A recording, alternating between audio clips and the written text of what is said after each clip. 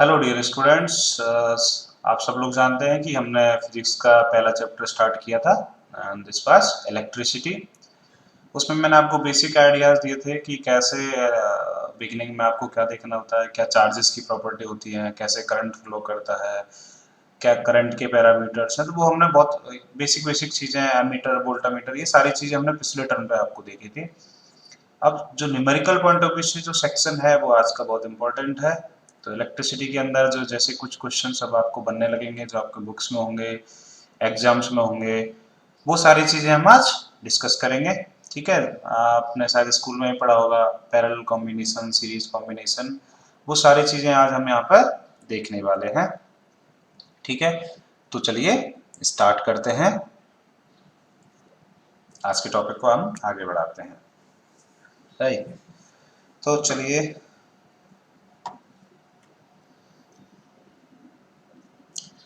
Topic को आगे बढ़ाते हैं। और मैंने आपको सारी जो चीज़ें बता दी थी, उसके बाद हम देखेंगे कि सिस्टम ऑफ रजिस्टर्स क्या होता है। ठीक है, ये आपको दिख रहा होगा, सिस्टम ऑफ रजिस्टर्स।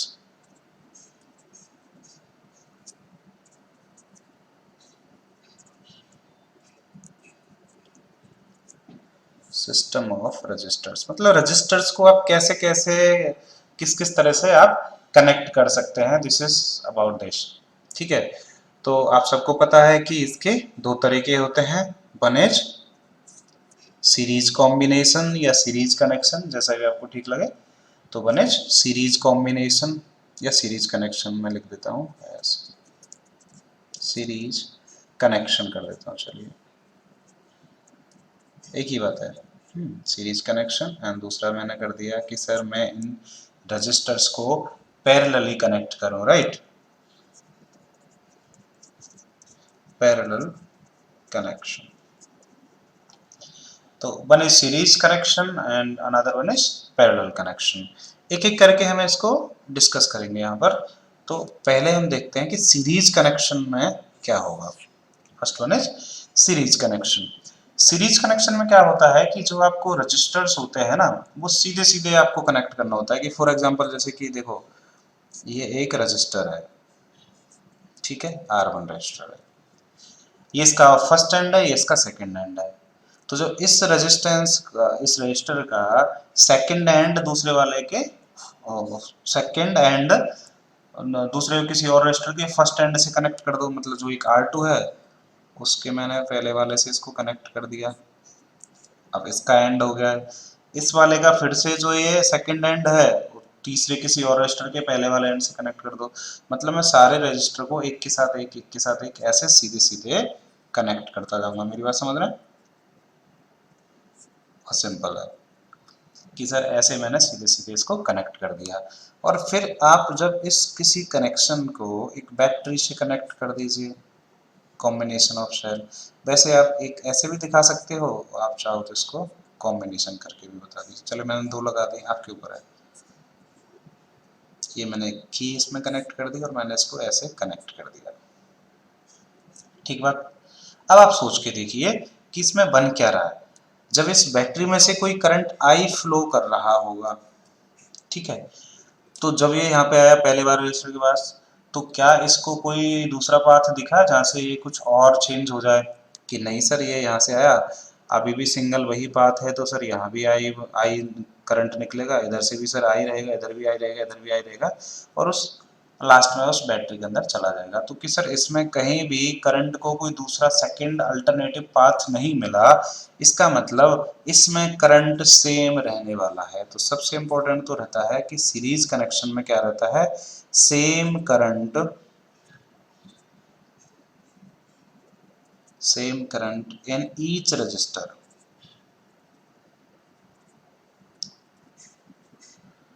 समझ रहे हैं मेरी बात? Same current in each resistor. Okay, दूसरा इसमें क्या इंपॉर्टेंट है, वो है हमारा कि सर इस रजिस्टर के अक्रॉस कुछ ना कुछ पोटेंशियल ड्रॉप हुआ होगा। अगर सर इस पूरी बैटरी के अक्रॉस या यहाँ या इस टर्मिनल के बीच में मैं अगर उस पोटेंशियल को सर बी मान लो, तो इसके अक्रॉस पहले वाले रजिस्टर के अक्रॉस सर V1 कोई वोल्टेज ड्रॉप रहेगा सर, दूसरे वाले के अक्रॉस V2 रहेगा सर, और इस थर्ड वाले के अक्रॉस सर V3 रहेगा। क्यों? क्योंकि सर हमने ओम्स लॉ पढ़ा है, ओम्स में क्या रहता है sir, B is equal to I R, B is equal to क्या है, I R, this is Ohm's law. अब सर मुझे पता है कि सर I तो सेम है, बट रेजिस्टेंस तो सर सबकी अलग अलग है, इस वजह से सबके अक्रॉस अलग अलग पोटेंशियल भी आएगा। क्लियर मेरी बात? तो कहना इसे कि चाहे वो कितना ही हो लेकिन ऑल टुगेदर रहेगा तो इसके बराबर ही। इसका मतलब इसमें जो सेकंड इंपॉर्टेंट पॉइंट बनता है वो बनता है B is equal to B1 plus B2 plus B3। ये खुद बन जाएगा। सबसे पहले जो जरूरी था वो ये था कि सीरीज कनेक्शन में करंट हर रजिस्टर के अंदर सेम रहता है। क्लियर बात है आपकी यहाँ तक?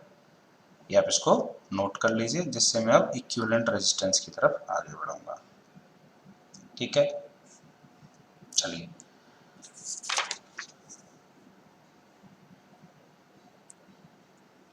तो हम लेते हैं equivalent resistance in series combination.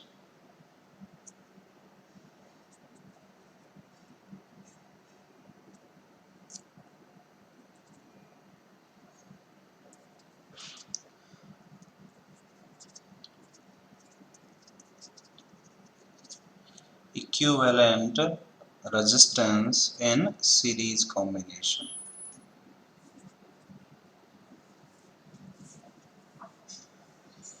Equivalent resistance in series combination. तो हमने देख लिया था कि सीरीज कॉम्बिनेशन क्या था। सीरीज कॉम्बिनेशन किया सर हमने सीधे सीधे ये सारे रेजिस्टर्स इस तरह से सर कनेक्ट कर दिए थे, ठीक है, और उसको इस बैटरी से हमने कनेक्ट कर दिया था। तो सर इसके अक्रॉस V1 चला गया था, इसके अक्रॉस V2 चला गया था, सर इसके अक्रॉस V3 पोटेंशियल ड्रॉप हो गया था। क्या आप मुझे बता सकते हैं कि V1 इज इक्वल टू क्या कहेंगे आप? तो V इज इक्वल टू क्या रहता है, आई आर। तो V1 इज इक्वल टू क्या हो जाएगा, करंट तो सेम है तो आई आर वन। उसी तरह से V2 की वैल्यू आप क्या कह सकते हो कि sir V2 is I R two and V3 will be equal to I R three. ये सब आपके पास हो गया, ठीक है। And we know that this total potential B जो बैटरी का है सर वो उन सब के अगर सम कर दूं तो this will B V1 plus V2 plus V3 के इक्वल होगा, राइट। अब आप इसमें इसकी वैल्यूज आप डाल दीजिए। ये तो बैटरी का टोटल है B,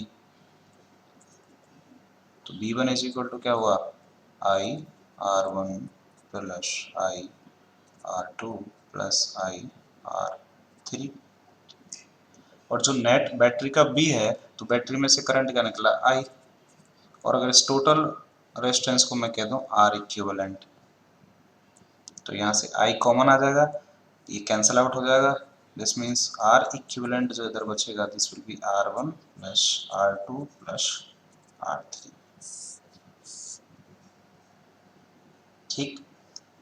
तो सीरीज कॉम्बिनेशन के अंदर आपको सीधे सीधे इस तरह से ऐड कर देना है।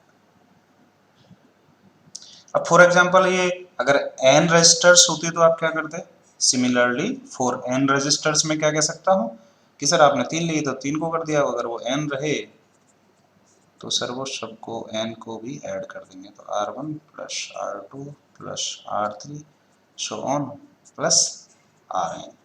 तो जितनी मर्जी हो उतने रजिस्टर्स हो सकते हैं, ठीक है। तो सिंपल सा है, सीरीज कॉम्बिनेशन में क्या करना होता है हमें, सबसे बेहद इंपॉर्टेंट कि सर इसमें हर रजिस्टर के अक्रॉस जो करंट रहेगा वो सेम रहेगा और पोटेंशियल ड्रॉप सबका अलग अलग आएगा। उन सबको जब हम ऐड करेंगे तो बैटरी के टर्मिनल्स के अक्रॉस जितना पोटेंशियल ड्रॉप है उन सारे रेजिस्टर्स का सम करेंगे उसके इक्वल हो रहा होगा, तो B is equal to V1 plus V2 plus V3 हो जाएगा, राइट। ये हो गया आपका सीरीज कॉम्बिनेशन।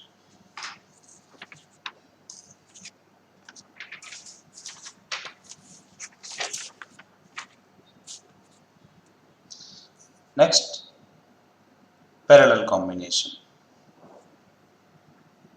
तो another one is parallel combination of resistors.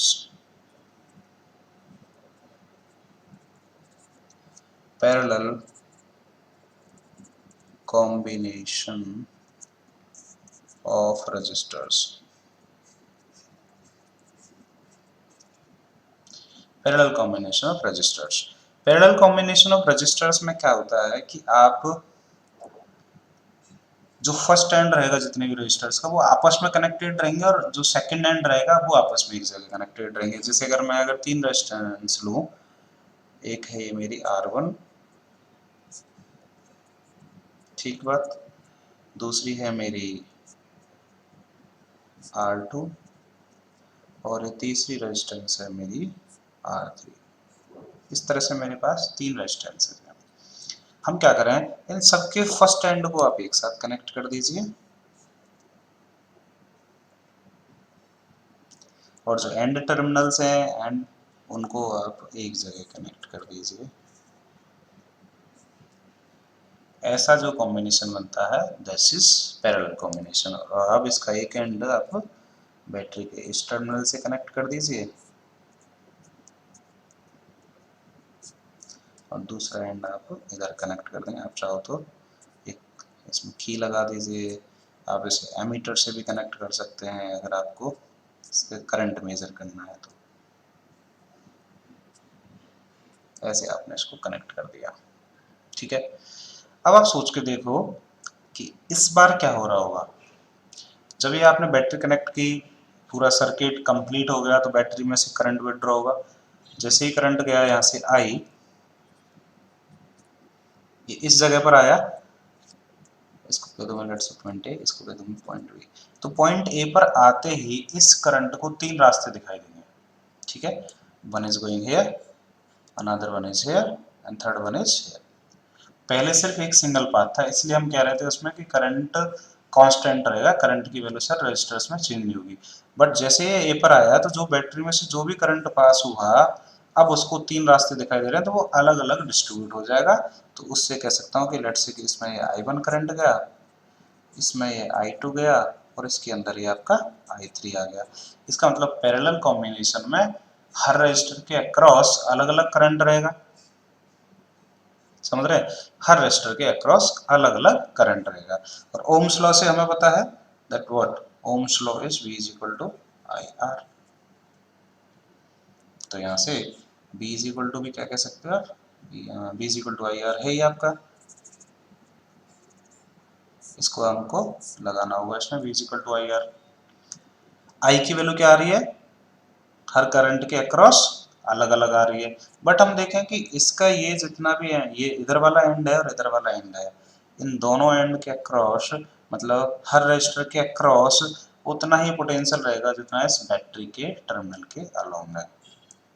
इसका मतलब सीरीज कॉम्बिनेशन में आपका क्या कांस्टेंट रहता था, सीरीज कॉम्बिनेशन में आपका करंट कांस्टेंट रहता था।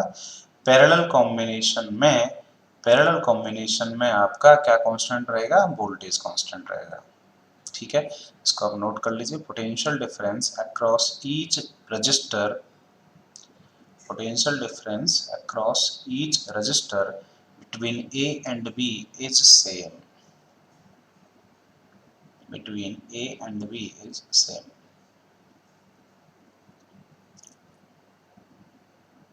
ठीक है। तो पोटेंशियल डिफरेंस इनका अलग अलग रहने वाला है, ठीक है सर। अब हम इसमें इक्विवेलेंट रेजिस्टेंस का फॉर्मूला निकालने की कोशिश करें तो कैसे करेंगे। तो उस पहले वाले केस में हम कह रहे थे कि B is equal to B1 plus B2 plus B3 रहा था। अब यहाँ से हमारे पास इंट क्या है कि सर जो करंट आ ही रहा है बटा तो उसी में से है। इसका मतलब इसको हम उठाएंगे, हम कह सकते हैं कि sir I is equal to I1 plus I2 plus I3। और सर जो I बैटरी में से निकला है B is equal to AR में से I इज इक्वल टू क्या कह सकते हो, I इज इक्वल टू कह सकते हो B अपॉन R। तो इसका मतलब ये हो जाएगा B अपॉन, लेकिन एक कंप्लीट सर्किट की R है तो इसको कह सकता हूँ R इक्विवेलेंट। वहीं I1 क्या हो जाएगा बेटा, I1 will be B upon फिर इसी की रेजिस्टेंस R1 प्लस ये B अपॉन R2, क्योंकि B तो सब जगह बराबर है हर रेजिस्टर के across, and B upon R3। B common आके कैंसिल आउट हो जाएगा। It means this will B 1 upon R equivalent is equal to 1 upon R1 plus 1 upon R2 plus 1 upon R3।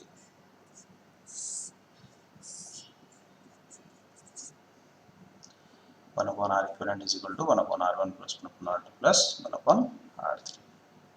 इस तरह से हम पैरेलल कॉम्बिनेशन में करेंगे।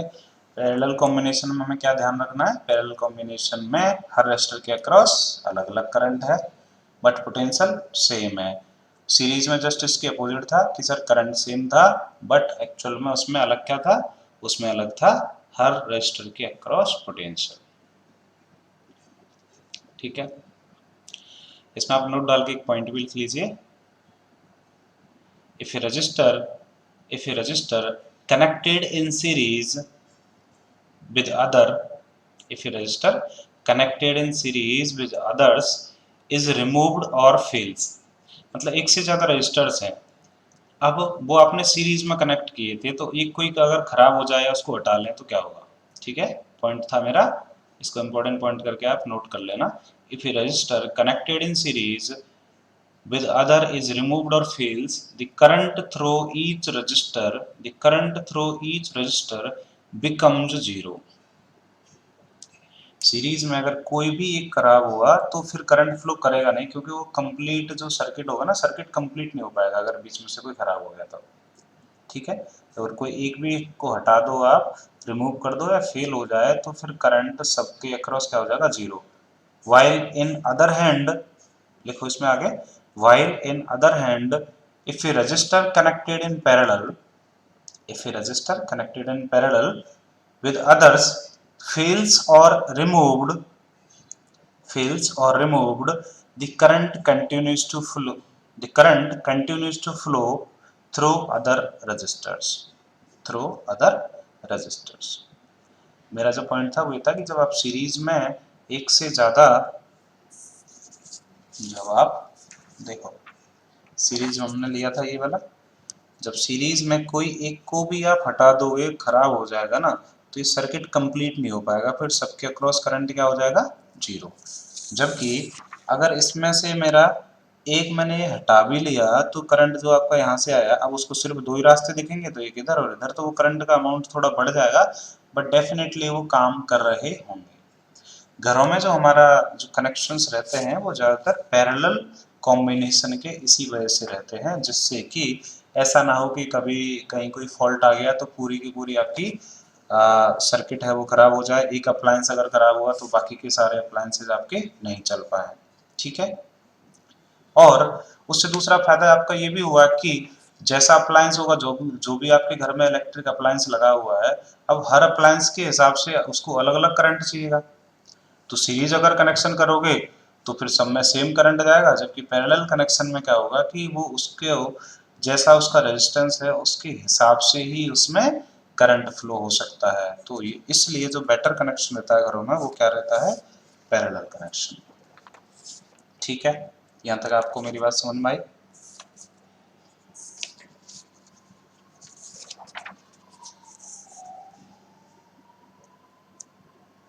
ठीक, नेक्स्ट हेडिंग डालिए, distribution of current in two resistors in parallel.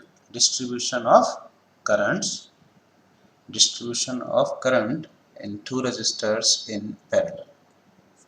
मैं क्या कर रहा हूँ आपसे, that we have a two resistors here, ये R1 है, ये आपका R2 है, और ये आपने ऐसे बैटरी से कनेक्ट कर दिए थे। तो हम सबको पता है कि इसमें से जब I गया तो सर ये इधर I1 हो गया था, सर ये इधर I2 हो गया था। अब ये I1 I2 की वैल्यूज अगर मुझे निकालनी हो तो सर वो किस तरह से कैसे होगा। ठीक है, तो एक तो जैसे जंक्शन लॉ होता है, आप आगे की क्लासेस में देखोगे, मैं थोड़ा सा आपको हिंट दूँ कि अगर किसी टर्मिनल के अक्रॉस ऐसे कोई एक करंट आया 5 एम्पियर का, ठीक है, और अगर ये 3 एम्पियर इधर चला गया है तो फिर इधर 2 एम्पियर जा रहा होगा। करंट स्केलर क्वांटिटी है, अगर ये 5 आया तो फिर 3 इधर गया तो डेफिनेटली 2 इधर गया, ये दो पाथ में बट गया। ठीक वैसे ही अगर ये I इधर से आया तो I1 इधर चला गया, I2 इधर चला गया। तो क्या मैं यहाँ से एक चीज कह सकता हूँ कि sir I is equal to I1 plus I2। एक तो आप कहेंगे I is equal to I1 plus I2, इसको मैं कह दूँ इक्वेशन 1। ठीक है, applying Ohm's law in R1, अगर मैं इसमें आप ओम्स लॉ लगाऊं, ऑन अप्लाइंग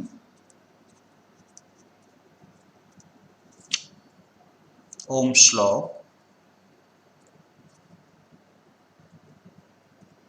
इन R1 में अगर आप ओम्स लॉ लगाओगे तो ओम्स लॉ क्या कह रहा था, B is equal to I R. अब ये मैं इसको अगर ये कह दूं, इसको मैं कह दूं B, तो इस रजिस्टर के अक्रॉस जो पोटेंशियल डिफरेंस है means B A minus B B, this is B is equal to I R. तो आपको R1 में चाहिए तो आप कहेंगे sir this is I1 R1। ये आपकी सर दूसरी इक्वेशन हो गई। उसी तरह से अगर मैं ओम्स लॉ लगाऊं R2 में भी, आप नीचे से अलग से लाइन लिख सकते हो। अगर ये CBSE में आया हुआ है, अपने स्कूल के एग्जाम में कर रहे हैं, मैं इसको यहीं पे ऐड कर रहा हूँ, उसको आपको एक अलग से इक्वेशन बनाना चाहिए, on applying the Ohm's law in R2। तो मैंने यहाँ पे लिख दिया on applying the Ohm's law in R1 and R2। तो जब मैं R2 में कर रहा हूँ तो अभी भी पोटेंशियल डिफरेंस तो वही रहेगा, B A minus B B, क्योंकि दोनों के टर्मिनल्स सेम है। बट दिस टाइम आप इसे R2 में लगा रहे हैं, then this will be I2 R2। This is equation 3। But यहाँ पे तो दोनों इधर लेफ्ट हैंड साइड है, वो तो B A minus B B है, इधर भी B A minus B B है, मतलब ये दोनों जब बराबर हैं तो ये भी बराबर होंगे। It means I1 R1 is equal to I2 R2। तो यहाँ से हमारे पास एक इंपॉर्टेंट फॉर्मूला निकल गया है कि I1 upon I2 is equal to R2 upon R1। जो दो रजिस्टर के क्रॉस करंट का रेशो रहेगा वो इनवर्सली है। I1 R1 के हिसाब से इनवर्स रिलेशन होगा ना, तो I1 upon I2 is equal to R2 upon R1 आपको रिवर्स कर देना है। दूसरा, अगर मैं यहाँ से I2 की वैल्यू कहूँ, I2 इज इक्वल टू क्या होगा कि sir I2 is equal to I1 R1 divide by R2, मतलब R1 अपॉन R2। I2 है तो फिर रिवर्स हो गया रेजिस्टेंस इनटू I1। तो अगर आपके पास एक करंट पता है तो दूसरे का आप ऐसे भी निकाल सकते हैं। रटने वाले इसमें कोई बात नहीं है, मैंने आपको कोई फॉर्मूला याद कराने के लिए नहीं बोला अभी, हमने सीधा सीधा ओम्स लॉ लगाना है। और जस्ट बेसिक्स आप देखिए कि किस रजिस्टर के अक्रॉस लगा रहे हैं, वहाँ पर पोटेंशियल डिफरेंस सेम है, करंट सेम है, क्या है, उस हिसाब से ये चीज़ें इजीली निकल के आ सकती है। यहाँ तक किसी को कोई दिक्कत नहीं होनी चाहिए। अब हम इस पर करेंगे न्यूमेरिक। तो my first question is that आपको निकालना है, क्वेश्चन लिख लीजिए आप अपने रजिस्टर के अंदर, 3 resistors each of 3 ohm are connected in parallel. 3 resistors each of 3 ohm are connected in parallel. Calculate their equivalent resistance। बहुत बेसिक सा क्वेश्चन है। 3 ओम का एक रजिस्टर है, से 3 आपके पास रेजिस्टेंस है, तीनों के तीनों को कैसे कनेक्ट करना है आपको, पैरेलल में। तो हम जानते हैं कि सर पैरेलल में कनेक्ट करते हैं, तो सर मैं इसको क्या करूँगा, ऐसे सर इसको पैरेलल में मैं कनेक्ट कर दूंगा। ठीक है, अगर इसको सीरीज में आप कनेक्ट कर रहे होते तो सीधे सीधे आपको ऐसे ऐड करना था। और ये भी सर 3 ओम है, ये भी 3 ओम है, और ये भी सर 3 ओम है। तो सर इसमें पैरेलल का कॉमन फॉर्मूला रहता है sir 1/R equivalent is equal to 1/R1 plus 1/R2 plus 1/R3। तो सर ये हो जाएगा 1/3 प्लस 1/3 प्लस 1/3। यहाँ पे एक सिली मिस्टेक होती है, अधिकतर क्या करते हैं फिर इसे हम सॉल्व कर देते हैं और इसको सॉल्व करके आता है वही हम आंसर दे देते हैं। आप ध्यान रखिएगा, वो नीचे 1/R इक्विवेलेंट और आपको निकालना होता है R इक्विवेलेंट। तो एक बार इसको और रिवर्स करना होता है, वो रिवर्स करना नहीं भूलना है। Then this R equivalent will be, ये हो जाएगा 3/3, इसका मतलब 1। तो इसमें तो आप रिवर्स नहीं भी करोगे तो भी गलत आंसर नहीं आएगा, बट उस चीज़ का आपको ध्यान रखना है। तो R इक्विवेलेंट विल बी 1 ओम। तो फर्स्ट का आंसर आया आपका 1 ओम। अब मेरा सेकंड क्वेश्चन है आपके लिए, वो ये है, आप इसको लिख लीजिए, मैं नोट करा देता हूँ। 3 रजिस्टर्स ऑफ 3 ओम 5 ओम 12 ओम, ये 3 अलग अलग रेजिस्टेंस है, are connected in series, then calculate the equivalent resistance. बहुत सिंपल है तो यार, अगर आपकी समझ में आया होगा तो कि सर सीरीज कॉम्बिनेशन में तो क्या करना है, हमें सीधे सीधे सर इनको ऐड ही करना होता है ऐसे। ये है सर इसका सीरीज कॉम्बिनेशन। ये कितने का है, 3 ओम का, ये 5 ओम, ये 12 ओम। तो जो आर इक्विवेलेंट का इसमें फॉर्मूला रहता है, आर इक्विवेलेंट का इसमें रहेगा R1 plus R2 plus R3। आप इसकी वैल्यूज पुट कर दीजिए कि सर 3 + 5 + 12, तो ये कितना हो जाएगा 20 ohm will be the answer. इसमें रिवर्स नहीं करना है क्योंकि सीधा सीधा इक्विवेलेंट था इसके, राइट। ये हो गया आपका सेकंड क्वेश्चन, ठीक है। अब लिखिए आप third question, equivalent resistance between point A and B. A point यहाँ है, बी पॉइंट है, इनके बीच में इक्विवेलेंट रेजिस्टेंस। ये थोड़ा सा और अच्छा क्वेश्चन हो गया। इसमें हमें पहले पता करना होगा कैसे, ये सीधे सीधे अगर ये दो ही होते तो सीरीज में कनेक्टेड होते, लेकिन यहाँ हमें पता लग रहा है कि सर दो तो एक्स में पैरेलल में कनेक्टेड हैं सर ऐसे, और फिर ये आपस में पैरेलल इसके साथ सीरीज में कनेक्टेड है, समझ रहे हैं। तो मैं सर पहले तो क्या करूंगा, इन दोनों के बीच में निकालूंगा, इन दोनों के बीच में निकालूंगा, जो भी निकल के आएगा वो इसके साथ सीरीज में कनेक्टेड होगा। यू गेटिंग माय पॉइंट, ठीक है। तो कैन आई से दैट ये अगर ए है और ये यहाँ पे 6 है, इस 6 के साथ कोई आर डैश कनेक्टेड है और ये बी है, ठीक है। आप ऐसे स्टेप्स बढ़ा सकते हो बोर्ड में, सिंपल अगर हम डायरेक्टली करना चाहें देखो तो 6 और 6 से पैरेलल में है तो इसका 3 हो गया और ये इसके साथ सीरीज में हो गया 9 हो गया आंसर, ठीक है। आंसर नहीं, मैं आपको स्टेप्स भी थोड़ा समझाने की कोशिश कर रहा हूँ जिससे कर सकें।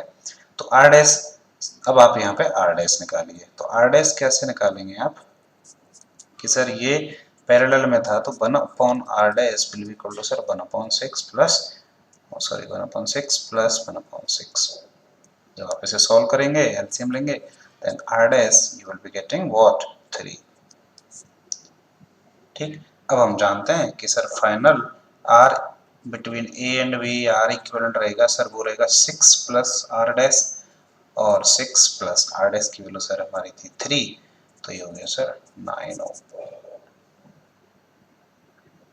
क्लियर है,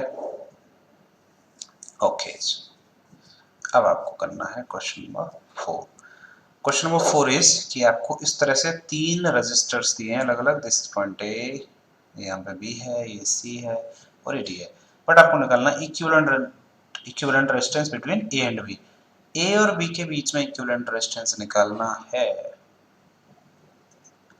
ए और बी के बीच में इक्विवेलेंट रेजिस्टेंस निकालना है। जिसके बीच में इक्विवेलेंट रेजिस्टेंस निकालते हैं उसको किससे कनेक्ट कर देते हैं हम, बैटरी से। तो ये कुछ ऐसे कनेक्ट हो गया है आपका, तो ये कहीं कुछ एडजस्ट होंगे, इनके बारे में अब आप सोचिए। अगर मैं पॉइंट देना स्टार्ट करूँ तो देखो इसके बीच में यहाँ से यहाँ तक से लेके कुछ नहीं आ रहा है, अगर मैं इसको कह दूँ पॉइंट 1, और यहाँ से लेके यहाँ तक कुछ नहीं है, ये कह दूँ 2, ठीक है। अब मैं इधर चला, यहाँ पे क्या था 1, यहाँ चले यहाँ चले यहाँ चले, यहाँ तक कुछ नहीं आया, कुछ नहीं आया, इधर भी क्या रहेगा फिर बेटा आपका 1, यहाँ क्या है 2, इधर क्या है 2, इधर क्या है 2, इधर क्या है 2, ये सब 2। तो अब क्या करो, इसका मैंने बहुत सिंपल सा तरीका बताया कि ऐसे आप कर सकते हैं जिससे कि आगे भी और डिफिकल्ट क्वेश्चंस होंगे तो आप कंफ्यूज नहीं होंगे। अब जितने भी 1 1 हैं उनको एक साथ कनेक्ट कर दीजिए और जितने भी 2 2 हैं उनको एक साथ कनेक्ट करेंगे, ठीक है। तो अब पहला तो सर ये है मेरा 6 का, ये 1 है, ये 2 है, चाहे ए और बी कह लीजिए, इसे शुरुआत में ए था और ये बी था।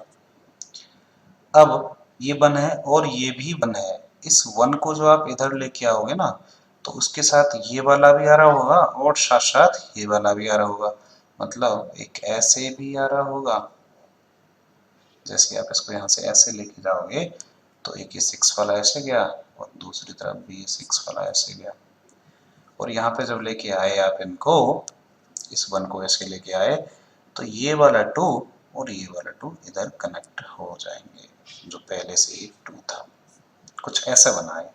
इसका मतलब तीनों के तीनों रेजिस्टेंस किस में है, पैरेलल में, कि सर ये 1/r इक्विवेलेंट जो होगा this is 1/6 plus 1/6 plus 1/6, actual में सर ये है। जब आप इसे सॉल्व करेंगे then you will be getting answer 2 ohm, simple. तो ऐसे कुछ और भी अगर कोई दिक्कत आ रही है आपको तो मुझसे अलग से आप पूछ लेना और मैं ट्राई करूंगा आपको अच्छे से एक्सप्लेन करने की, बट मैंने एक सिंपल सा तरीका आपको ऐसे बताया था कि आप इससे पॉइंट बना लीजिए और जो जो सेम पॉइंट है उन सबको एक साथ जोड़ दीजिए। तो जो जो 1 लगा मैंने एक साथ जोड़ दिया, जहाँ पे 2 2 था उनको एक साथ जोड़ दिया, तो कुछ रीएडजस्ट होके वो ये बन गया। क्लियर? और एक थोड़ा अच्छा क्वेश्चन करते हैं हम।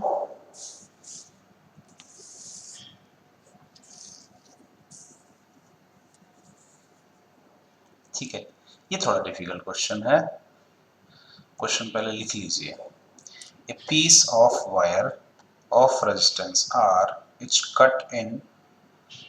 cut into 5 equal parts. A piece of wire of resistance R, जिसकी रेजिस्टेंस R है, इसके 5 हमने टुकड़े कर दिए हैं।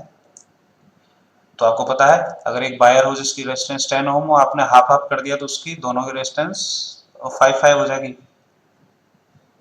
अरे यार R is equal to rho L by A, same तो रो है, एरिया बराबर है, तो लेंथ के हिसाब से डायरेक्टली प्रोपोर्शनलिटी रहेगी ना, लेंथ हाफ हो जाएगी तो रेजिस्टेंस भी हाफ हो जाएगी। तो इसका मतलब जब हमने इसके 5 टुकड़े कर दिए, एक की पूरे की रेजिस्टेंस R थी, तो उन अलग अलग पार्ट्स की क्या रेजिस्टेंस रहेगी, R/5। ठीक है, the resistance are connected in parallel. If the equivalent resistance of this combination is R dash, R then find the ratio of R upon R dash। ठीक है, तो एक पूरा जो वायर है इसकी रेजिस्टेंस है आपकी R, आपने इसके किए हैं 5 टुकड़े, आपने इसके किए हैं 5 टुकड़े, देन आप कह सकते हो resistance of each part is equal to, आप कह सकते हो उसकी R/5, क्योंकि हमने इसके 5 पार्ट्स किए थे, R/5।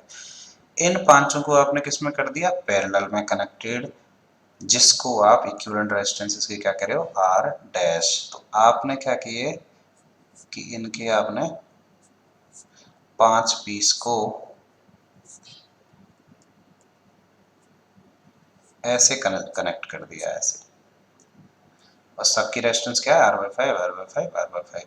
तो जो ये एक्चुअल में कैसे निकला होगा, ये 1/R डैश जो आपका निकला होगा, ये निकला होगा 1/R1 प्लस 1/R2 प्लस ये, तो आप क्या कहेंगे, R/5 plus 1/R/5 plus 1/R/5, 3 हुए 1/R/5 प्लस 1/R/5,